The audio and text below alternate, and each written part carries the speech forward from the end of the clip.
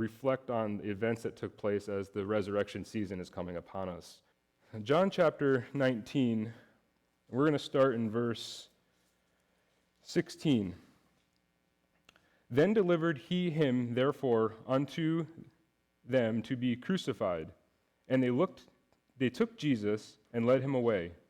And he, bearing his cross, went forth into a place called the place of the skull, which is called in Hebrew Golgotha, where they crucified him, and two other with him, on either side one, and Jesus in the midst.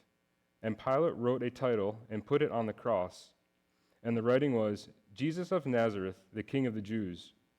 This title then read many of the Jews, for the place where Jesus was crucified was nigh to the city, and it was written in Hebrew and Greek and Latin. Then said the chief priests of the Jews to Pilate, write not the King of the Jews, but that he said, I am the King of the Jews. Pilate answered, what I have written, I have written. Then the soldiers, when they had crucified Jesus, took his garments and made 4 parts, to every soldier a part, and also his coat. Now the coat was without seam, woven from top throughout. They said therefore among themselves, let us not rend it, but cast lots for it, whose it shall be, that the scriptures might be fulfilled, which saith, they parted my remnant among them, and for my vesture they did cast lots. These things therefore the soldiers did.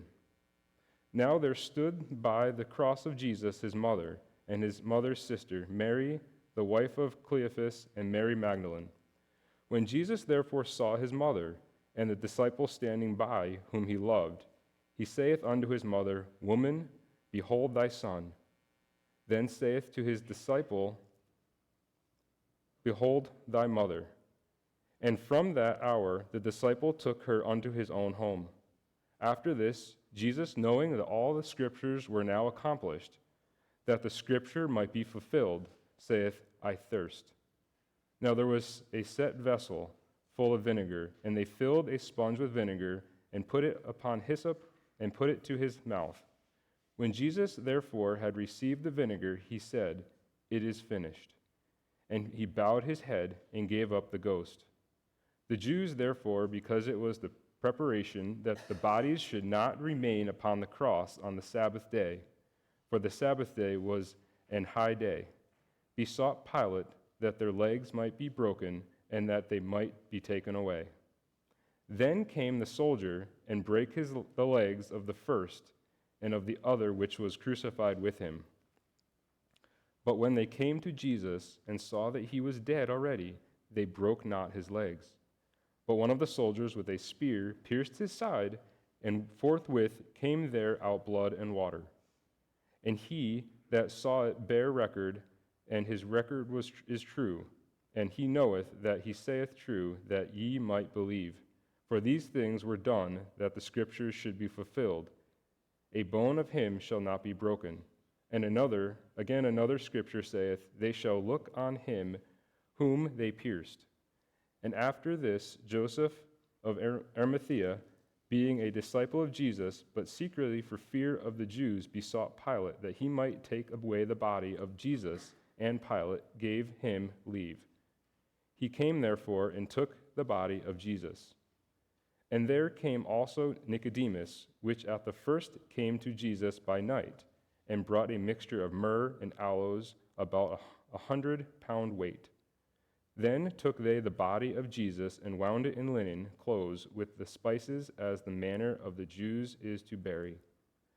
Now in the place where he was crucified there was a garden, and in the garden a new sepulchre, wherein was never man yet laid.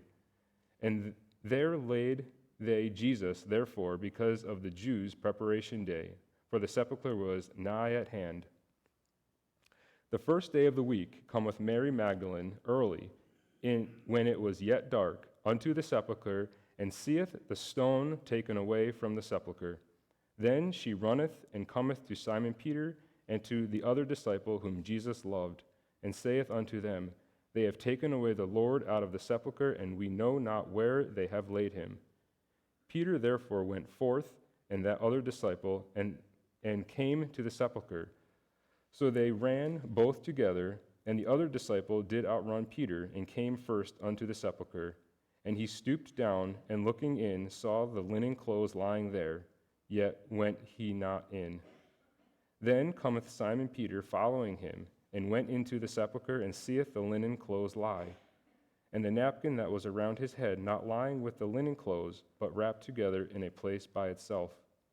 Then went in also that other disciple, which came first to the sepulchre, and he saw, and he believed. For as yet they knew not the scripture, that he might raise from the dead. Then the disciples went away again unto their own home. But Mary stood without at the sepulchre weeping. And as she wept, she stood down and looked into the sepulchre, and seeth two angels in white sitting, the one at the head and the other at the feet, where the body of Jesus had lain. And they say unto her, Woman, why weepest thou? She saith unto them, Because they have taken away my Lord, and I know not where they have laid him. And when she had thus said, she turned herself back and saw Jesus standing, and knew not that it was Jesus. And Jesus said unto her, Woman, why weepest thou? Whom seekest thou?